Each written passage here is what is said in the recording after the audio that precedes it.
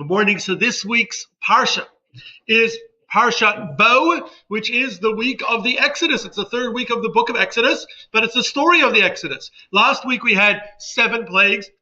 This week begins, we know there's 10, of course. This one begins with the words, Bo el Paro, come to Pharaoh. Hashem tells Moshe, come to Pharaoh and warn him about plague number 8. This is going to be locust. And Pharaoh... Moshe warns Pharaoh that there's going to be a locust plague that's going to destroy all remaining food that wasn't yet destroyed by the hail.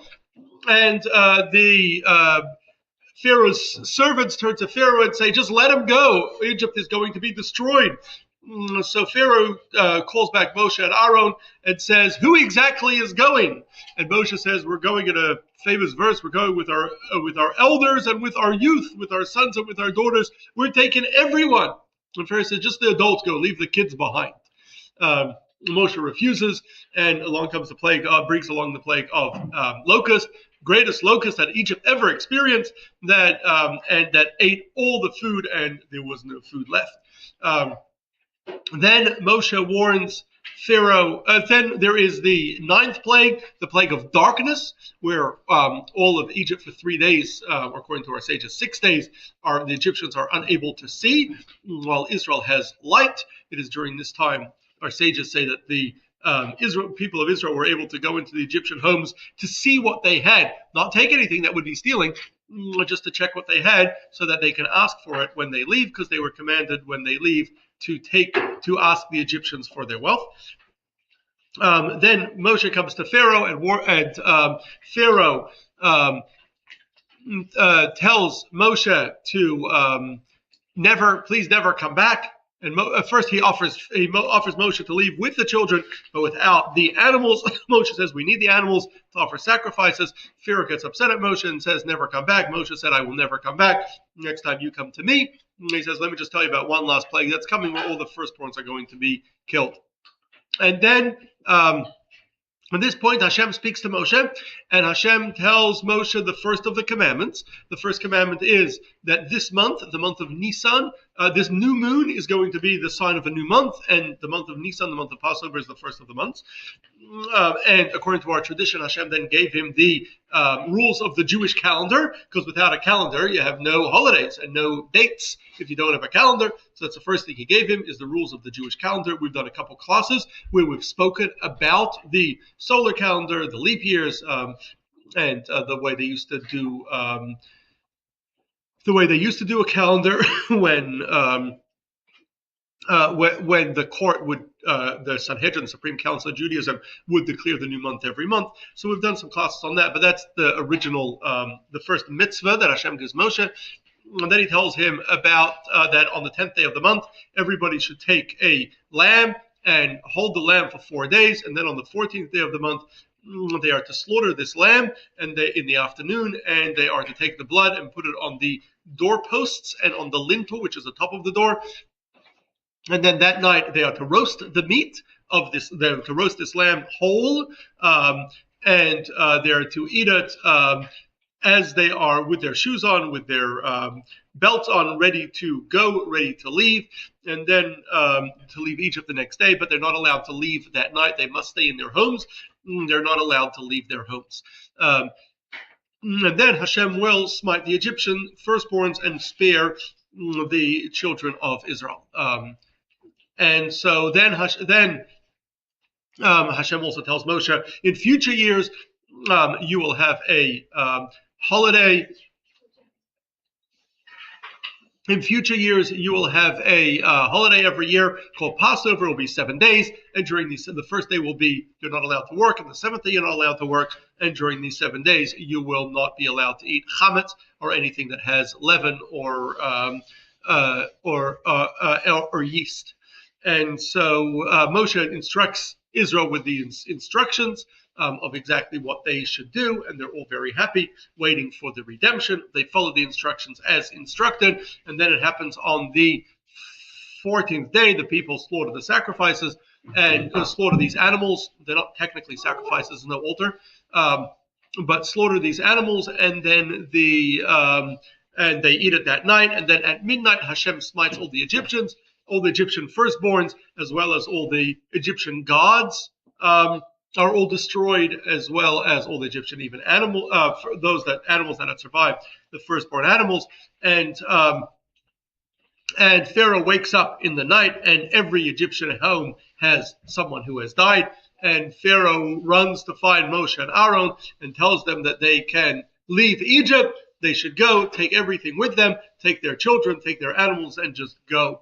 Moshe says, we cannot go till the morning. They had been instructed by Hashem not to leave their homes until the morning, so they stayed at home. The next morning, all the children of Israel hurried to their Egyptian neighbors to ask for their gold, silver, clothing, and valuables, which the Egyptians happily gave to them to encourage them to leave faster. And they did not have time to bake bread for the way, or they baked bread, they did not have time for it to leave it to rise, and so they just baked it without rising and making the matzah. I forgot to mention, Moshe had told them when they eat the Passover lamb on the night of Passover, on the night of the Exodus, they should eat it together with matzah and bitter herbs. And now, so now they bake matzah again, and they all travel. They all gather first in Ramses, which was the main city where the children of Israel lived, and they come to Sukkot, which is at the edge of the desert, and there's this pillar of cloud that goes in front of them. We'll talk about that next week, but and Hashem, and so then as they leave Egypt, and Hashem now appears to Moshe and gives him a number of additional commandments that they should offer this Passover sacrifice every single year. That someone who is uncircumcised will not be allowed to offer this Passover sacrifice. Only a Jew would be able to offer or eat this Passover sacrifice. A convert, though, can and should offer this Passover sacrifice. The first time the Torah is mentioning that people can convert and join the Jewish people. And then Hashem continues to tell Moshe that all firstborns are going to be holy to me. All firstborn animals should be offered as a sacrifice. All firstborn children must be redeemed, which is something that we've discussed in the past as well. And then Hashem continues to tell Moshe the mitzvah of tefillin, that we should wear, the Jewish men wear leather boxes with parchment with portions from the Torah written on them every day, and when your children ask you about the story of the Exodus, you will tell them the story, and that is what we do at the Seder, right? Where we tell the children the story of the Exodus. So at the end of the parsha, again, there is a number of other commandments. So that is the story and commandments of the parsha, very in brief. Just some things coming up. One thing coming up this week is tomorrow, or tonight really, is Rosh Chodesh Shvat. We begin the month of Shvat, counting the months from Nisan, the month of the Exodus. It is the 11th month of the year. And so that's this. That is going to be tonight. Tomorrow will be Rosh Chodesh. The, of course, notable date in Shvat, which is in another 2 weeks, is the 15th, which is the new year for trees. We'll talk about it when we get closer to it. So that's the Parsha and Rosh Chodesh. Any quick questions before we get to our topic? New Year for trees, 15th of Shvat. Trees, yes. Trees. Why we need a New Year for trees, we'll have to one day do a class on that. Yes, I think we have a class scheduled for that. I think we have something. I think so. Any questions?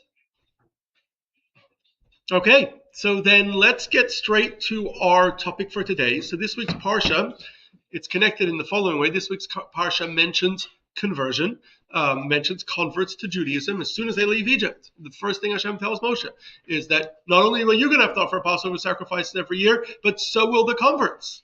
And then the Torah continues and says, Torah achat lachem, you're going to have the same rules. All the rules that I'm about to give you, which eventually are going to be 613 commandments, all those rules are going to be the same rules for converts. They're going to have to keep all the rules exactly the same. No difference. So I figured it's timely topic to speak about conversion. We previously did a class on conversion to Judaism in general.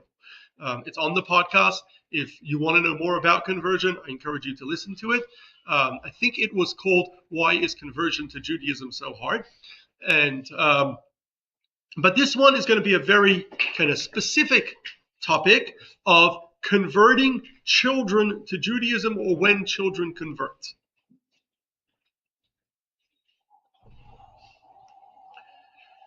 We Jews are a people and a religion that are defined. What makes someone Jewish is our covenant or our brit with Hashem. So we call ourselves the Jewish people, or in Hebrew, Yehudim. We're also often referred to as Bnei Yisrael, Israel, which is our more proper title. How we got the name Jews is subject for another time. But the real technical term is B'nai Brit. We are members of a covenant. We are part of a covenant with Hashem. And what makes someone Jewish is not their bloodline, is not their race or their makeup, or what makes someone Jewish is that they are, and our belief is that they are a member of a covenant with Hashem. The covenant makes us Hashem's chosen people, and it binds us in fulfilling. We are obligated to fulfill the 613 commandments. Not all the commandments are relevant to everyone, but whichever ones are relevant to each and every particular Jew. Now, we believe that anyone can join this covenant. Anyone can become Jewish, become part of the Jewish people. And then they become part of Hashem's chosen people, and they are bound by the same commandments. And they can do it just as our ancestors of anyone who was born Jewish, their ancestors earlier joined the covenant. The Jews as a people joined the covenant at Mount Sinai.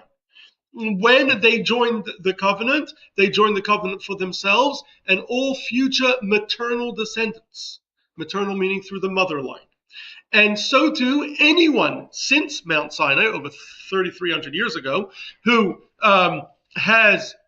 wants to be Jewish can convert to Judaism, join the covenant, and then once they join the covenant, they join it for themselves and all future maternal descendants. So anyone today who is Jewish from a halachic perspective, from a Jewish legal perspective, from a perspective of Judaism, they're Jewish because either they themselves joined the covenant with Hashem, or their maternal ancestor, sometime over history, over the last 100 plus generations, has joined the covenant with Hashem.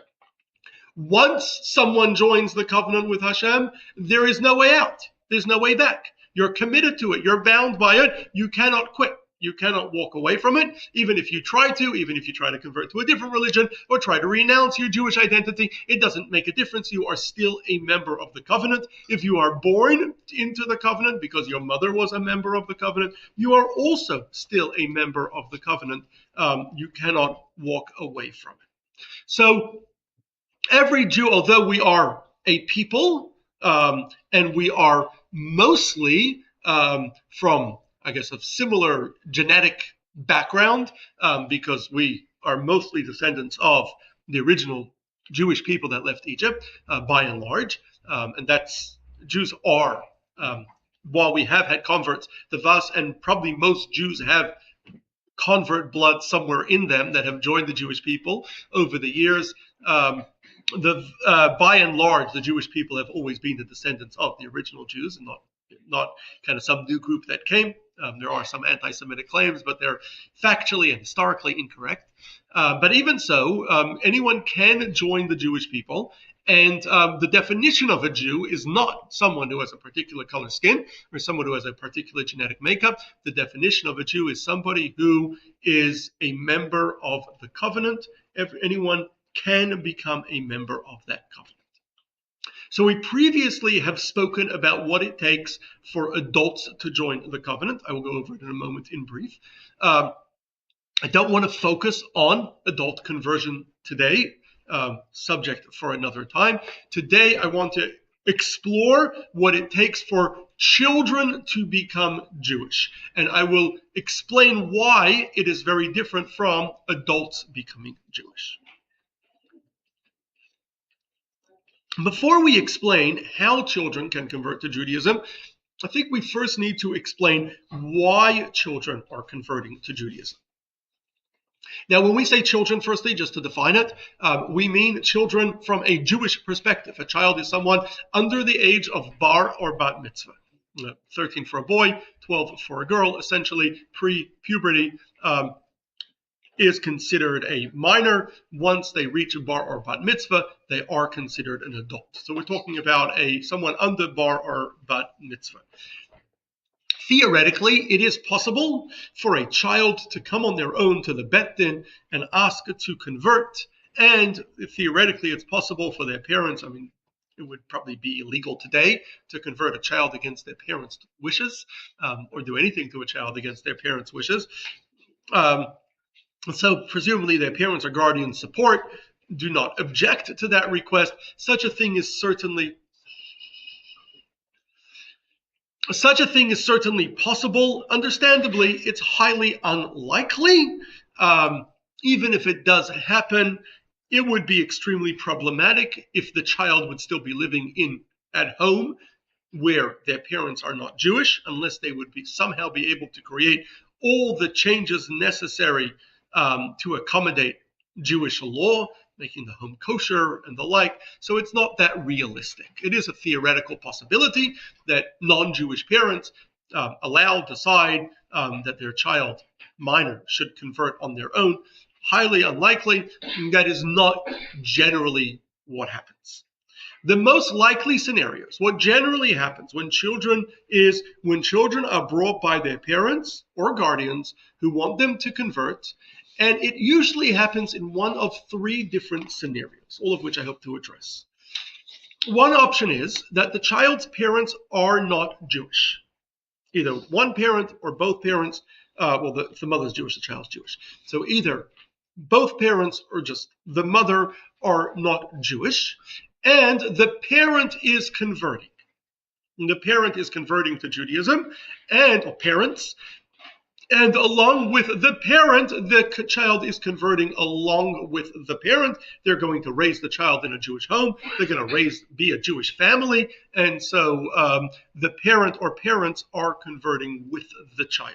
That is one possible way where a child is converting. Another possibility is where a child's father is Jewish, but their mother is not Jewish. In such a case, as we've said, the child is not born as a Jew, since one is only born into the covenant if their mother is Jewish. But if the child's father wants the child to convert and be Jewish. Now, there could be a scenario, as I said, where the mother is converting, the child's converting along with the parent, but here where just the child's father, maybe even the child's mother, wants the child to convert and be Jewish. The mother remains not Jewish, but they'd like to convert the child. That's a second very common scenario. A third, perhaps most common scenario, is where the child's biological parents are not Jewish. The child is adopted by Jewish parents. The Jewish parents would like to raise a Jewish family, and therefore they want their child to be Jewish, and they therefore want to convert this child. I think this third scenario is by far the most common scenario of when parents want children to convert to Judaism. So we're going to try to address, and each one's going to be the rules are going to be slightly different, how it's done. But we have these three different scenarios. Again, either the parent are converting with the child, or there is a Jewish parent, the father, right? There's a Jewish father who would like the child to convert, with or without the mother's agreement. And there are no parents responsible for the children, biological parents responsible for the children. Rather, we have here adoptive parents, and the adopted parents want the child to convert, to raise the child as a Jew. Yes, Lord. We'll get to exactly what we do with them in a moment. So, what about with the father's Jewish, mother child? If a mother converts before a child is born, even after a child is conceived, if a mother converts before a child is born, then the child is born to a Jewish mother. And the child is 100% Jewish, like any other child born to a Jewish mother.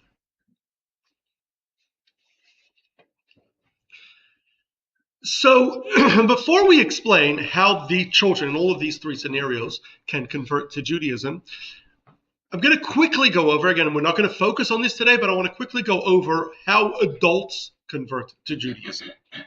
So the Talmud tells us, or how generally one converts to Judaism.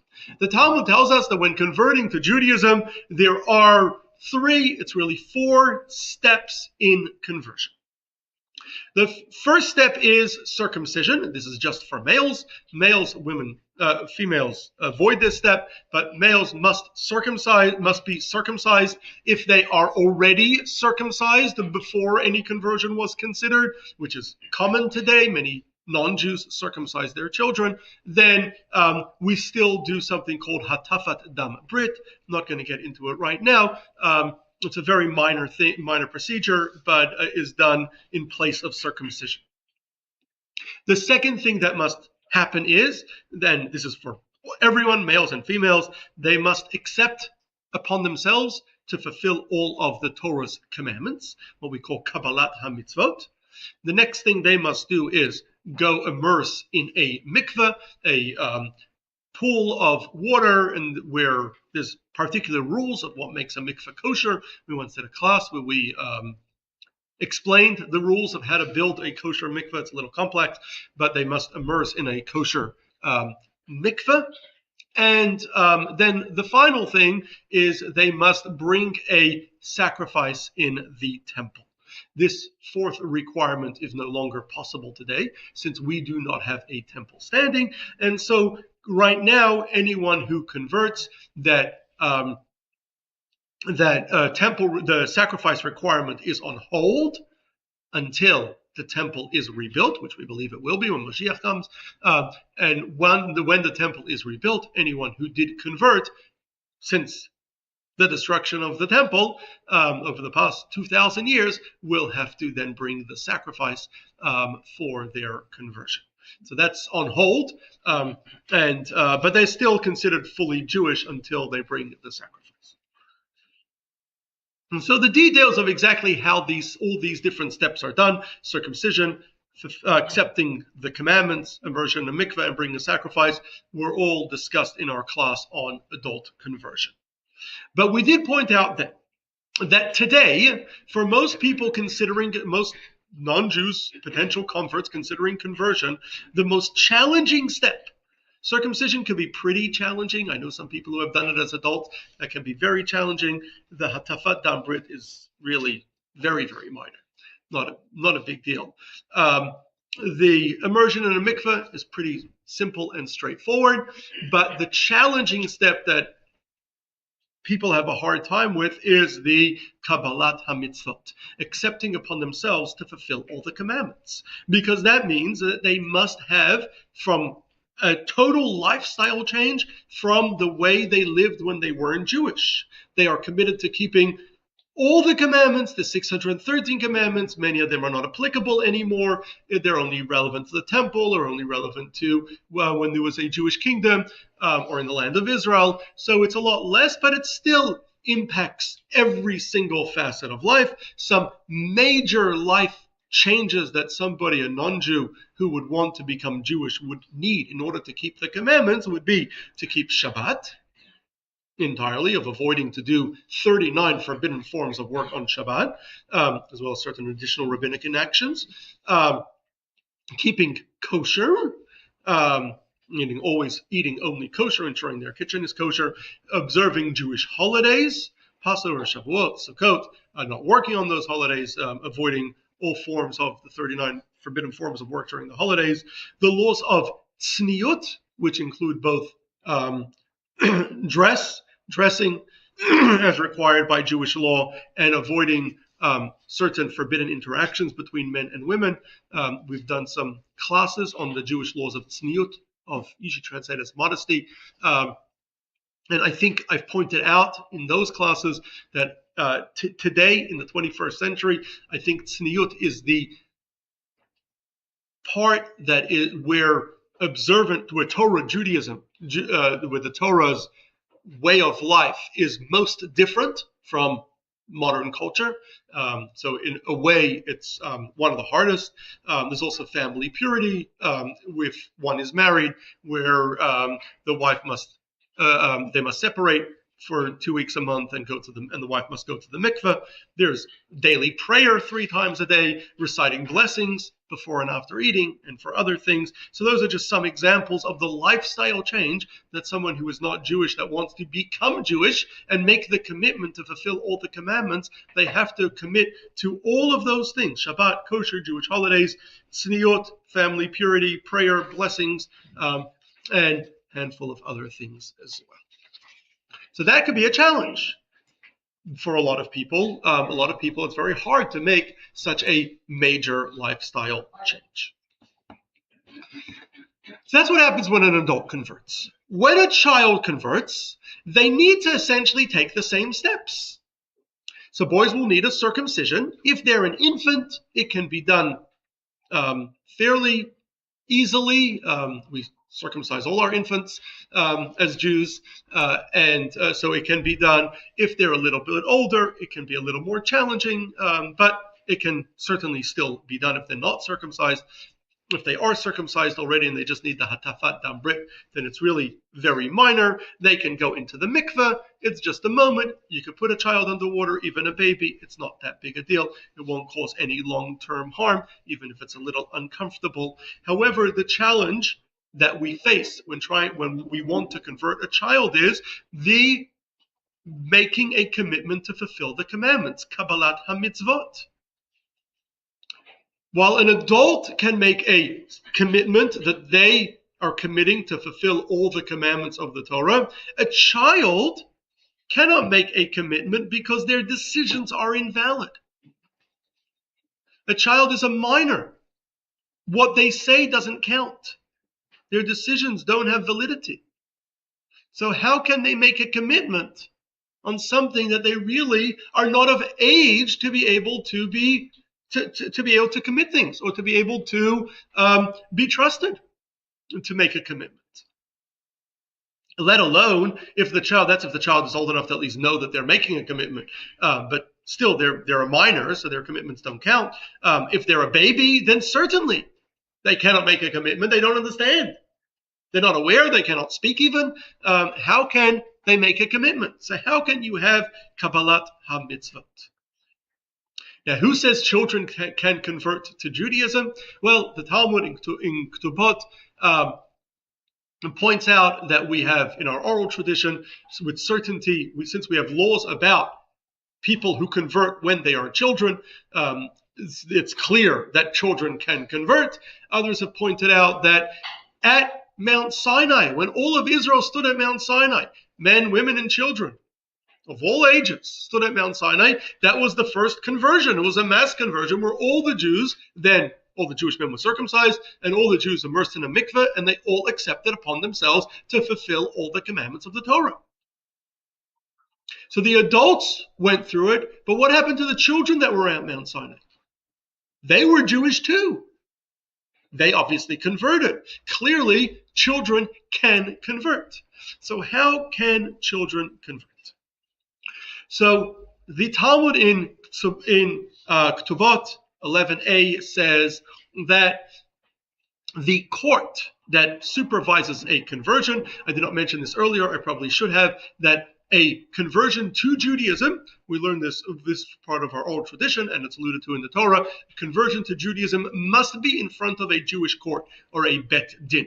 One cannot do it on their own without a bet din. So the court that is converting the child is able to make a commitment on behalf of the child, that they are committing for the child, that the child will keep all of the commandments. Now, how can you do that? How can you make a commitment on behalf of someone else? So the Talmud here brings in a halachic concept called zachin la'adam shelo befanav. You are allowed to make a contract for someone without their knowledge, as long as it's in their benefit. So if you think someone would like to make a sale, they're not here, so you decide to make a sale on their behalf, that sale is invalid because you never asked them. They never instructed you to do so. If you were their agent, you could do something on behalf of, you have agency to do something on someone else's behalf. But you cannot make a sale on behalf of someone that didn't tell you to do so. How do you know they like it? How do you know they want it? But if someone is giving out gifts, you're allowed to take a gift on behalf of someone who is not there, even without them asking you. Because what do they have to lose? You're just doing something positive. There's no downside to it whatsoever. So if you're doing something good without a downside that's only good, you're allowed to do it without someone's permission. So, by extension, becoming a member of God's chosen people, becoming a member of the covenant, that of the covenant of Israel, that is a wonderful thing. The best thing you can gift someone. It's such a great gift that you don't even need their permission to do it.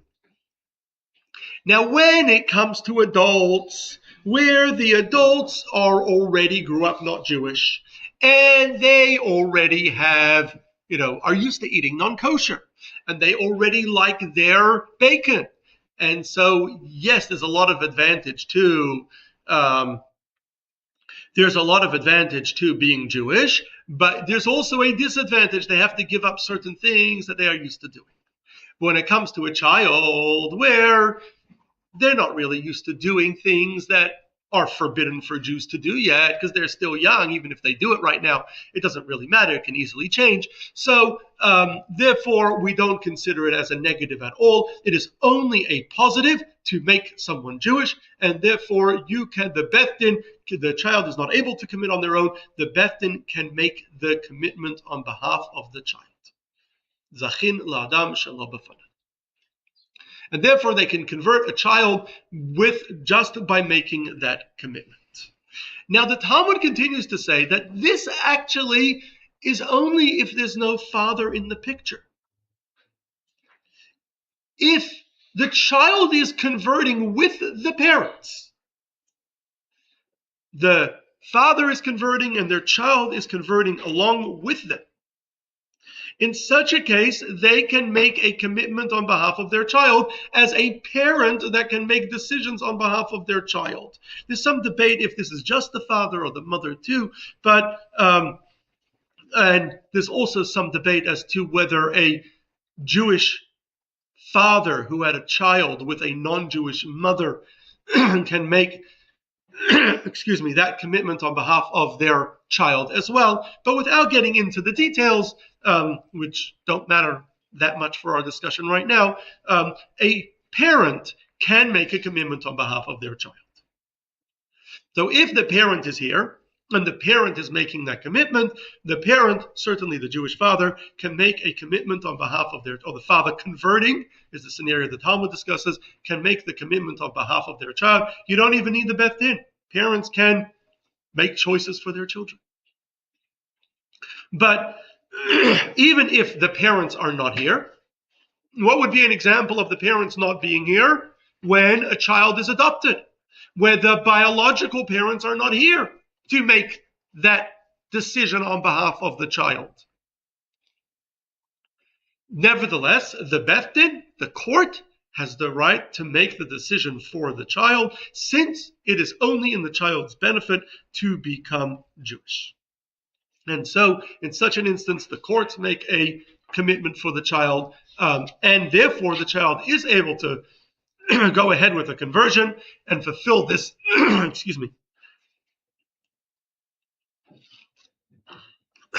and fulfill this condition of having accepted to follow all of the commandments, because either the parent or the Beth Din are making that commitment for the child.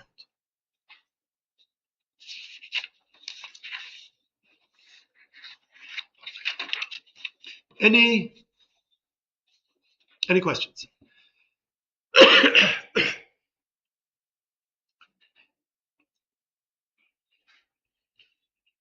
Now, this really points to a very important difference between, which I'll get to in a moment, I just want to mention it now, a very important difference between an adult converting and a child converting. We said the hardest thing for an adult to convert is not the circumcision, not the immersion in the mikveh, but accepting upon themselves to follow all the commandments. That's a lifestyle change. It's very hard to do. The child does not need to make that commitment. That commitment is made for them. So all the challenge of accepting upon oneself to follow the commandments is not an issue for children converting. Now, what that means practically, I'm going to explain to you in a few minutes. But before that, the Talmud also tells us, since the child was committed to keeping the commandments by their parents, by the Bet Din, they have the option when they reach adulthood to protest. Anyone's allowed to accept a gift on your behalf. You can't sell something of mine or buy something for me without my permission, but you could take a gift on my behalf because the assumption is who doesn't want a gift? But if you take a gift on my behalf, and then when you present it to me, and you say, so-and-so gave a gift on your behalf, and I took it for you, and I say, I don't want it. I don't want to owe them anything. I don't want a gift from them. If I don't want it, then it's not mine. Then it turns out retroactively, they didn't really have the right to take it. So the same thing also works with conversion. The Bet Din has the right to choose on behalf of the child to convert the child, since it is a great benefit for the child to convert. They get to be part of God's chosen people, nothing better than that. And since it's a great benefit, the Bet Din can make this decision on behalf of the child. But when the child reaches adulthood bar or bat mitzvah, the child has the option to say, I don't want this. I don't want to be Jewish. Thank you, but no thank you. Thank you for doing this, but I didn't want it. And so the child has the right to protest upon reaching adulthood, saying that they do not want to be Jewish. However, there's a limit to this. They can only protest at the moment that they reach adulthood. At that very moment, they could say, I don't want it. And they would protest by rejecting it, either verbally protesting or simply by refusing to follow any uniquely Jewish rules. But if the child does follow some Jewish rules and does follow the commandments, but then later, a few months later or a year later or later as a teenager, says, maybe this becoming Jewish wasn't such a good idea after all, I'd like out. I don't want it anymore. It's too late, because as an adult, they had already accepted it. As an adult, they had already continued to follow it. It's too late to protest. They would no longer be able to protest. Just like a non-Jewish adult who converts to Judaism, once the conversion is done, it's too late. There's no backing out. So to a child, once they reach adulthood and has continued living as was converted by the Bet Din as a child, once they reach adulthood and once they reach adulthood and they continue living as a Jew, it becomes too late to protest. Now, there is some debate as to whether this rule applies only to someone who was converted by the Bet Din without their parents, namely someone who was adopted, or it also applies to someone who converted along with their parents. And there's a big debate about this in halacha, in Jewish law, as to whether the child has the right to protest if they converted with their parents. And given that there's a big debate about it, we therefore discourage or don't offer the option of children to protest their conversion if they converted with their parents. It's usually only if they converted without their biological parents. Let me finish this section. I'll get to questions in a moment. There are some poskim, Rav Moshe Feinstein and others, who argue that in a case where a child was adopted, but was unaware that they were adopted or unaware that their biological parents were not Jewish, and they were converted, perhaps as an infant before they knew. They were unaware about it. And later, as an adult, they find out that they are converted. So they only didn't protest when they hit adulthood because they didn't know that they had the option of protesting. They didn't know that they had converted. But now, when they find out years later that they had been converted as a child, they now have the right to protest. Had they known at 13, maybe they would have done it then, but they now have the right to do so as well. However, if someone doesn't protest and continues living as a Jew after hearing that they had converted as a child, even if for one day they continue living as a Jew, they remain Jewish and their conversion is final, and they cannot invalidate the conversion. How many commandments one needs to fulfill, how much one needs to live as a Jew in order for the conversion to be validated is also somewhat debated, but it's widely accepted that if a child accepts Judaism in any way, such as a child has a bar or bat mitzvah, is called up to the Torah, even if maybe they're not keeping some of the other commandments like Shabbat and kosher, but if they're expressing their Judaism in some way or another, it would be enough to validate the conversion as a child, and the conversion would be valid, and they would no longer be able to protest. Let me take some questions. Yes, I think you may have just answered. So adulthood is 18 or 13. 13? 13. Halachic adulthood, when they reach the age of 12 for a girl or 13 for a boy, or puberty. Yes. So you're saying that if we want to go back to not being Jewish, I thought once you converted, you're a Jew. You will be the Jew. Excellent point. Once a person converts, they're a Jew. They're always a Jew, unless the conversion itself was invalid. If a child was converted without their permission, that conversion was done on the assumption that they'll be very happy when they grow up that you had converted them. But if it turns out when they reach adulthood that they're not happy about it anymore, then it turns out that retroactively that decision to convert them was a mistake. So the conversion itself is invalid retroactively. So the boy could Yes, decide that at 15 or something? Sorry? The boy could decide that even after 15, that it wasn't for him? No, if a child is aware that they were converted as a child, then when they reach adulthood, meaning halachic adulthood, 13 for a boy and 12 for a girl, they have the ability to protest then. If they do not protest then the conversion is, and continue living as a Jew, the conversion is valid, and they can never protest later unless they had no idea that they were converted. And then when they find out that they're converted, according to many poskim, according to many halachic authorities, they can still protest if they do so immediately upon finding out.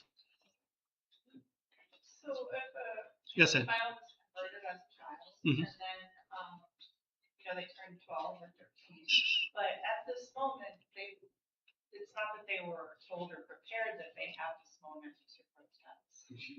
Do they need to know that they have the right to protest? No, they do not need to know that they have the right to protest.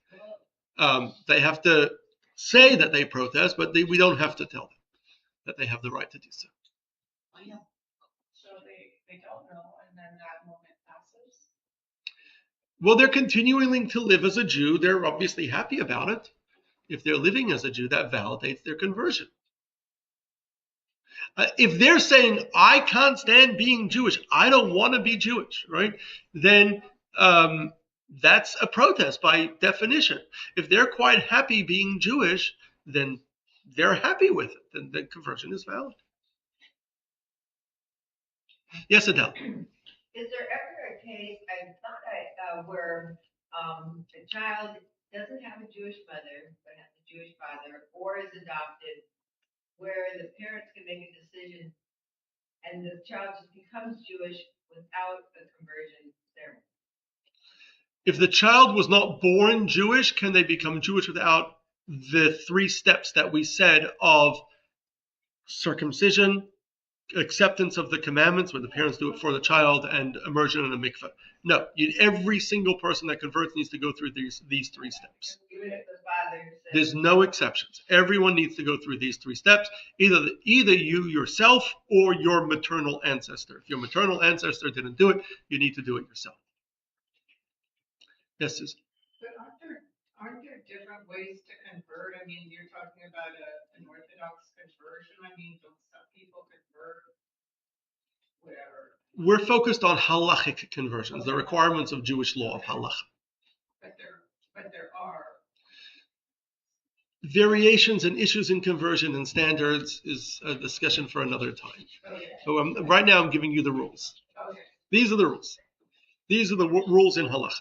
I have a question. Now people have the option of ignoring the rules of halacha because we live in a free country, right? And people can make choices against halacha, and that unfortunately happens. But here I'm giving you what the rules are. Yes, sorry, you've been waiting. No, it's okay. What about the other way around? When, like, they kidnap Jewish babies and forcibly converted them? When they kidnap Jewish babies and forcibly convert them to Christianity, those babies are 100% Jewish. They're still Jewish, no matter what. Okay, so we said earlier, now let me try to give you some practical application. We said earlier that the biggest challenge facing an adult that wants to convert to Judaism is the change in lifestyle, the requirement to accept all of the commandments. It means that this person, who presumably as a non-Jew was not living a Jewish observant life, now must change their lifestyle, keep Shabbat, keep kosher, keep Jewish holidays, keep the laws of tzniut, keep family purity, say the prayers, say the blessings, and more.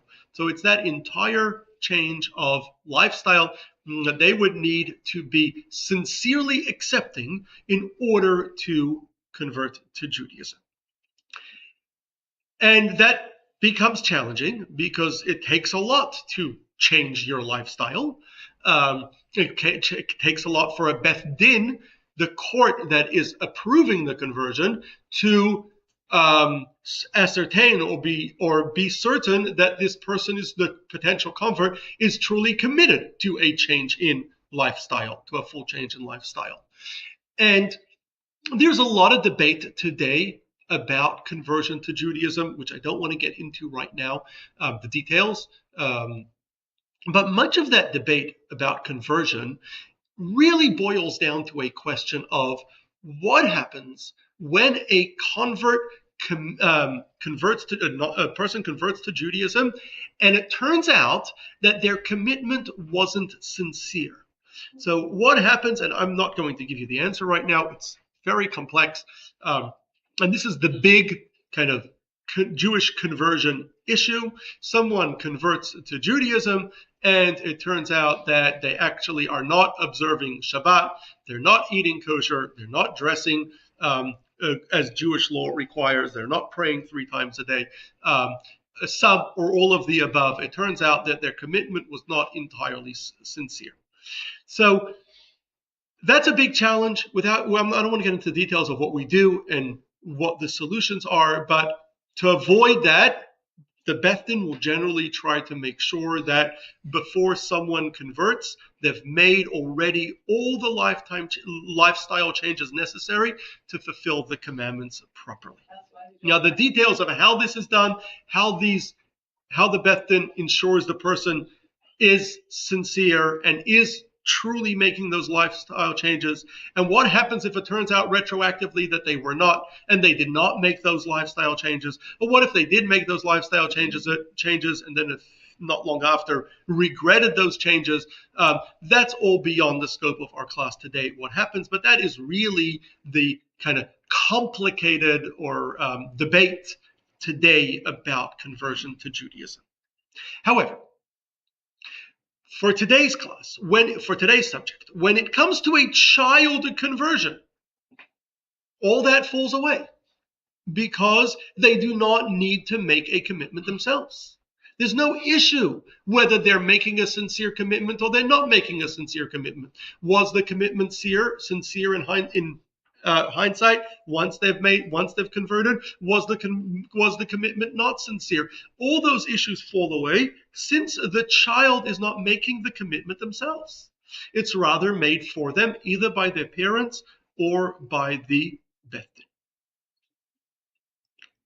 So all those issues fall away, and most of the challenges that a adult conversion faces, both the challenge to ensure to start with that it's done properly and there's a sincere commitment, and the challenges after the fact, if there's questions about that sincerity that arise after the fact, those issues aren't there for a child conversion, because the child is not making the commitment. The commitment is made for them by the Beth Din. We should hope the Beth Din are sincere in their commitment, or by the parents. If the parents are sincere themselves, then it might be an issue of the parents' own sincerity. But certainly, if it's done by the Beth Din, then if the Beth Din are making that choice, then we can trust that they are sincere. Whether the child follows through later or not shouldn't impact the conversion at all. However, poskim modern halachic scholars have pointed out that what gives the right to the Beth Din to make the commitment on behalf of the child is on the assumption that becoming Jewish is the best thing you can do for someone. And so it is zachin la'adam. It's like getting a gift for someone on their behalf. Who would say no?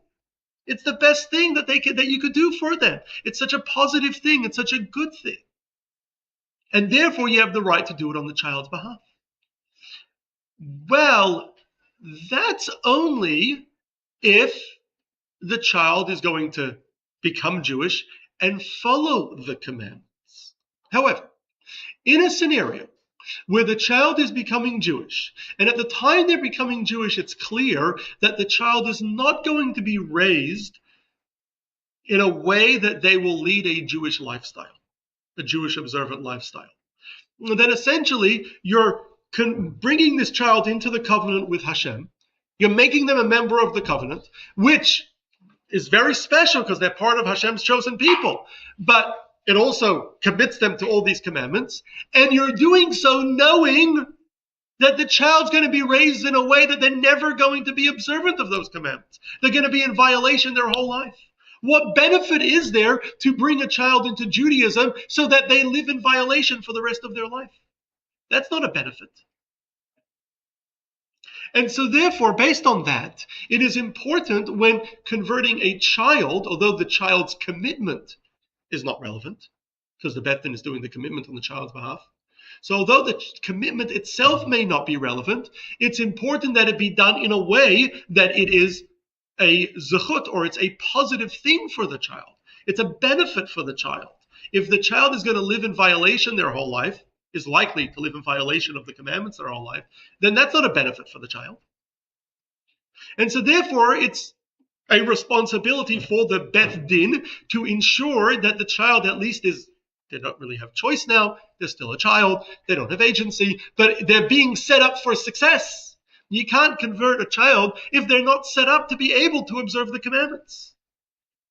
And therefore, the Beth Din will insist that the people raising the child, maybe the adoptive parents, maybe or biological, whatever it might be, biological parents, if the parents are Jewish, if the father is Jewish, will insist that the child be, firstly, given a strong Jewish education. Without a strong Jewish education, chances that they remain observant the rest of their lives is not high. So you're setting them up for failure. And that they be raised in a home that observes the commandments. Because if they're raised in a home where they're eating non-kosher as a child, or they're not observing Shabbat as a child, well, what will make them eat kosher and observe Shabbat when they're older? Why would that change when they're older? You're setting them up for failure. That would not be a zchut. That would not be a benefit for them, to bring them into a covenant that they're then going to fail to keep. And raising them in a way they're going to fail to keep that covenant. So therefore, although the issue of a sincere commitment to follow the Torah's commandments is not relevant for a child converting. It is important that the conversion be done in a way that it is truly in the child's benefit, that the best efforts are being made to raise the child in a way that they will observe the commandments when they get older, through Jewish education and through being raised in a observant Jewish home. So if we now go back to the primary scenarios we mentioned earlier for conversion of a child, we can break them down. If a child is converting with the parents are going through conversion, and together with that, either both parents or just the mother are going through conversion, and together with that, the child is converting also. So we will require, we're concerned the parents are adults, we're concerned about their commitment to follow the commandments. We will require the parents to be fully committed to living a Torah lifestyle, and of course, to raise the child accordingly. So any issues that may be raised about the parents' commitment to follow the commandments will then be a similar issue for the child, but it's not uniquely for the child, it's for the child and parents together. So that would really be kind of similar to any other adult conversion. In the second scenario, where the mother isn't Jewish and the father is Jewish, and the father would like to convert their child. Their child was not born to a Jewish mother, and so in order to be Jewish, they would have to go through conversion. The father wants to convert their child. So if the father has full custody of the child is entirely the father's child, and the mother is not in the picture, well, if the father is, we'll soon talk about, it would be very similar to what we'll talk about in a moment with adoptive parents. If, however, the parents live together and the mother lives at home, and she's not Jewish and not converting, right? When the mother's converting, that was our first scenario. The mother's not converting, right? But just the child is converting. Or if perhaps the parents are separated and the child is under a joint custody of both parents. So in such a scenario, converting the child is somewhat problematic, because even if the father is fully committed to raising the child as a Jewish child, the mother is not Jewish, and the mother has custody of the child. And even if the mother says, I will help him be raised Jewish, that her ability to do so is going to be somewhat limited if she's not Jewish herself. She's going to make her home fully kosher and observe Shabbat in the home. It's theoretically possible. It's in most scenarios unlikely. So it's not impossible to do, but I would say it's problematic. And I think most Beth Dins will proceed with extreme caution because it's problematic. If there's a mother who has custody of a child, either as a joint, either because they're living in the same home, or the parents are living separately, but they have joint custody, and the mother is remaining not Jewish, it's somewhat challenging for the child to convert as a minor, meaning under 12 or 13, without the mother, and be raised as a Jewish child, and be given the ability to properly grow up as a observant Jew in order that becoming Jewish should truly be a benefit for them. So that would be somewhat problematic. Most common scenario is when both parents are Jewish and they want to raise their child. They adopt the child and they want to raise their child as a Jewish child. They want to convert the child. Same thing would be if there's child just has a father. The mother wasn't Jewish. Now the mother has no custody of the child. The father has sole custody.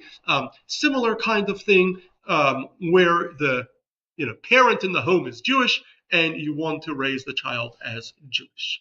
So over here, the Beth Din can now convert the child on behalf, using the rule that we said earlier. They can circumcise and immerse him in the mikveh, and the Beth Din can commit on the child's behalf that the child will observe the commandments. However, they can only do so if they are convinced that the child will be raised in a way that they will likely observe the commandments as they get older. So the Beth Din will generally require the child go to a Jewish school, get a solid Jewish education. Without a solid Jewish education, it's hard to continue observing the commandments.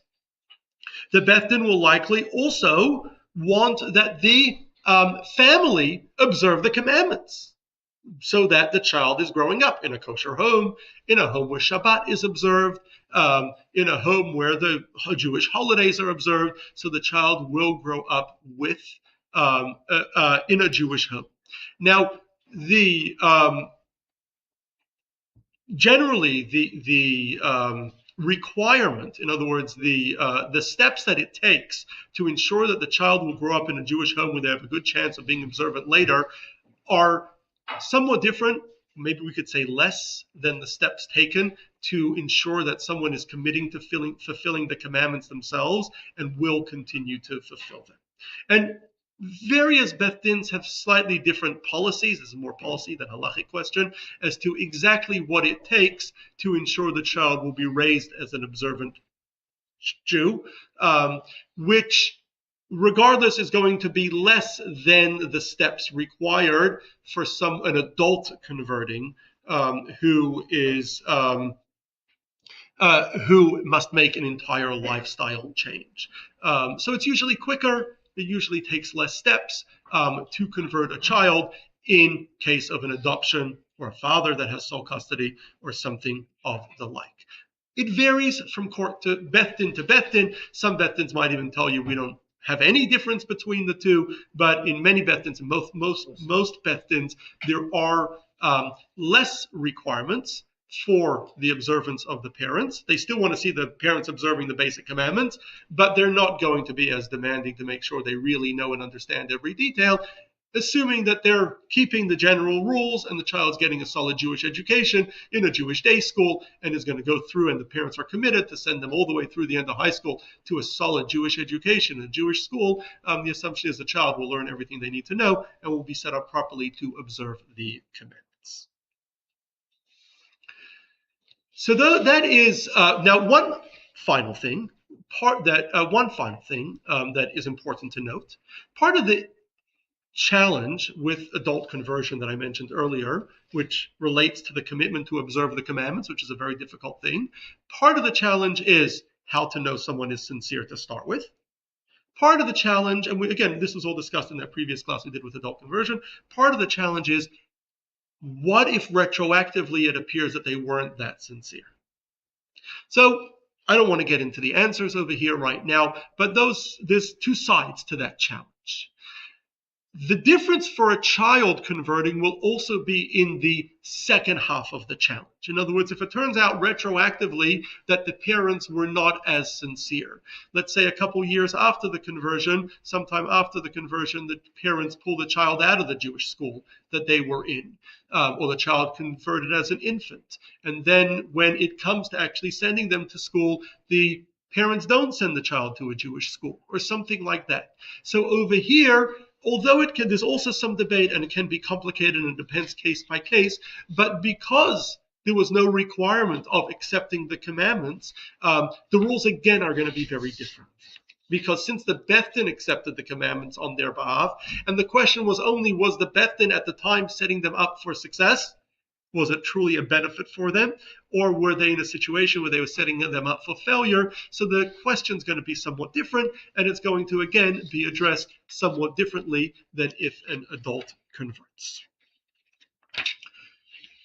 So in conclusion, I think, just to conclude, the Torah from the very beginning, from the first commandments that Hashem gave Moshe in this week's Parsha, the Torah already speaks about conversion and about converts joining the Jewish people. There are many, many times the Torah repeats the requirement for Jews to love converts. So Judaism strongly supports conversion to Judaism. We do not, however, advocate for conversion. So we don't proselytize, we don't tell non-Jews we'd like you to convert, we don't encourage people to convert, we don't want people to convert. We don't actively ask people to convert, but if someone comes on their own and would like to convert to Judaism, or if a parent would like their child to convert to Judaism, we also don't mass convert children just because we can't. If a parent would like the child, the people raising the child, the adoptive parents would like a child to convert to Judaism, we do, once they come on their own, we do encourage them to convert. There is a myth out there that converts are rejected at first and they have to come back multiple times. That is not true. There is no such rule in Shulchan Aruch, in the Jewish code of law, that converts are rejected. They are never rejected. If someone comes and wants to convert, we must do some background checks to make sure they're sincere and go through a process to make sure they're sincere, but we do not discourage them at all. We do make it clear both the advantages and disadvantages of being Jewish. In other words, we don't want to hide anything. We don't want to pretend that it's easy. We don't want to pretend. We make it very clear Jews have been persecuted, and there's a lot of people that hate Jews out there. Know what you're getting yourself into, because we don't want there to be any regrets later, right? So we make that very clear, but we don't discourage conversion. That's a myth. And conversion has always been a very positive thing for the Jewish people. The Talmud says that Israel went to exile, meaning we were driven from our land and been wandering around the world in order to gain converts. So gaining converts to Judaism has always been a positive thing. There were times in our history where it was extremely difficult to convert. For most of our history, Christians or Muslims that would convert to Judaism faced the death penalty, and so did anyone who helped them. And there were countless people who did and were caught, and so therefore it was fairly rare. Even then, Jewish communities at great risk helped people who were sincere convert to Judaism, even though they put themselves and their lives and their families, their communities at risk. Certainly today, where people are free and we live in a free country and people can freely convert to Judaism, certainly today, if someone wants, we don't actively proselytize or advocate for conversion, but if someone wants to convert and is aware of the responsibilities and is aware of the advantages and disadvantages of converting, certainly we should actively encourage them to do so. This is true for both an adult and for a child. However, it's important to also note that if someone is converting, the conversion is only effective if they follow the rules of the Torah. What makes someone Jewish is the definition of the Torah, being a member of the covenant, and the conversion is only effective if they follow those rules. Unfortunately, and we spoke about this in our previous class, unfortunately today, we live in a free country, and for the right price, you can get anything. Anyone can do anything for the right price today, because the government doesn't enforce the laws of the Torah, and so there are many people that will charge you an arm and a leg and then sprinkle water on you and tell you are converted, or whatever else they might do to convert you to Judaism. If it wasn't done with halachic validity, then the conversion is invalid. What is that halachic validity? What we said before. There must be a circumcision or hatafat dam brit for a boy. There must be a sincere acceptance to fulfill the commandments for an adult, and immersion in the mikveh. For all that must be done in front of a Beth Din, a court of Jewish law. For a child, the Beth Din can make that commitment on the child's behalf, but it must be done in a way where it is truly a benefit for the child, and we're setting up the child in a way that they're likely, when they grow up, to continue observing the commandments. So that is conversion. And once someone does convert, I should add, we welcome them in the community with open arms. The Torah warns us time and again never to mistreat converts, and they should never be, nobody should ever look down on converts in any way whatsoever. They are 100% bound by Jewish law, and once they are bound by Jewish law, they can never back out of it. There's no way out. They remain Jewish. The mitzvah to love your fellow Jew applies to them, and all the unique mitzvahs that apply to the Jewish people, and They are a member of the tribe and must be treated as such. Question. Let me take some questions. Yes. Yes. With regard to parents or ancestors that convert out of religion, say to Christianity or potentially another religion, the children of those ancestors, they require a conversion again, don't they?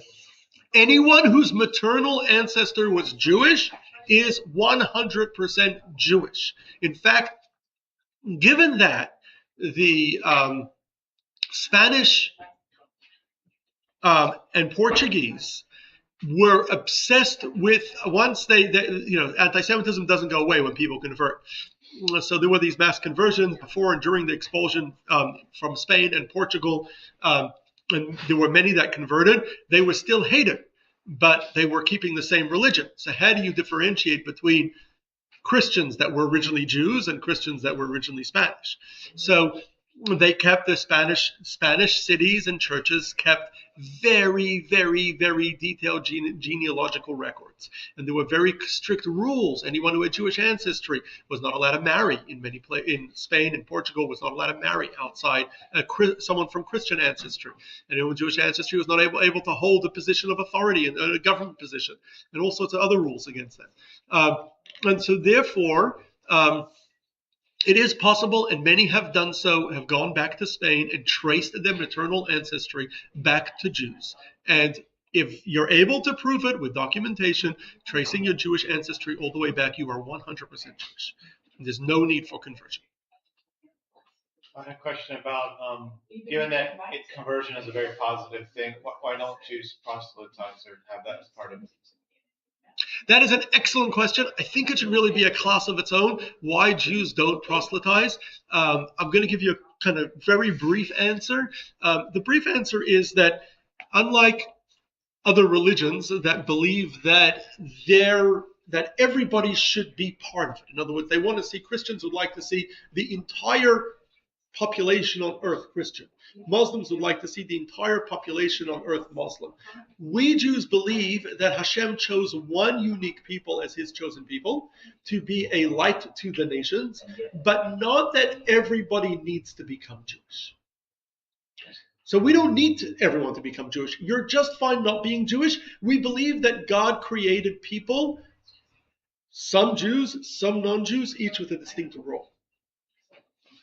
So, yes, you can convert if you feel you really want to, but by no means are we telling you should. If someone does really want to convert, we will do everything to support them in doing so. We will not mislead them and make Judaism sound more rosy than it is, and not paper over anti-Semitism and things like that. So we do have to tell them, make it clear to them the advantages and disadvantages, but we should not take any steps to, we should actively encourage them. We should and actively help. Yes? So the child's 12, theoretically, and, mother's not Jewish, mother's not converting. Let's say to dad, I really want you to convert. Kids like, but most of my friends aren't Jewish. I don't really want to. Just do it. The child says, doesn't really, you kind of acquiesce. Is that considered a protest? Or is that pre-conversion or sorry? Pre-conversion. And they converted they converted before they reached Bar Bat Mitzvah or after? Before. If a child who's old enough to have at least an understanding of what's going on doesn't want to convert and the parent wants them to convert, I would not encourage the parent to convert the child in such an instance. Right. I don't think that's a good idea. Right. But if the child doesn't really have much of a voice and the child goes through with it, that would still maybe be considered. If the child went ahead with it and the child was and it was done in a way where the child was set up for success. In other words, they're in a Jewish school and the parents are observant, and the child says, right before their bar mitzvah, I don't want this. I didn't ask for it. I don't know why you did it for us. I don't like this whole Jewish thing. Then that's a protest, and then the conversion's invalid. Retroactively. That's exactly the protest that we spoke about. Yeah. And the child has that choice. They can do that protest. There's a debate if the child converted with the parents. I mentioned this earlier. If the child converted with the parents, the whole family converted together, there's a debate as to whether the child has the right to protest. Has a right to protest. There's a view of the Chassam Sofer that says the child in such an instance does not have a right to protest.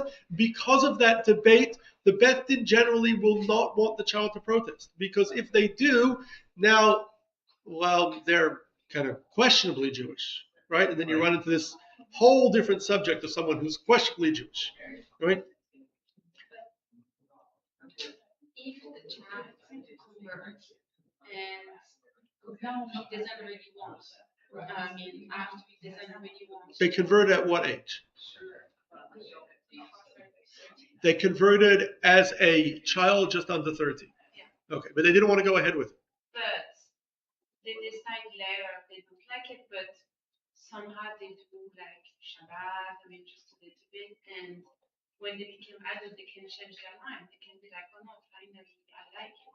So it's a good thing to kind of push it. I think that parents that are converting should certainly push their children to convert with them. I think it depends on the age of the child. If the child is a 5-year-old and says they don't want it, I wouldn't worry about that too much. If the child is 10 or 11 and is adamant they don't want to convert,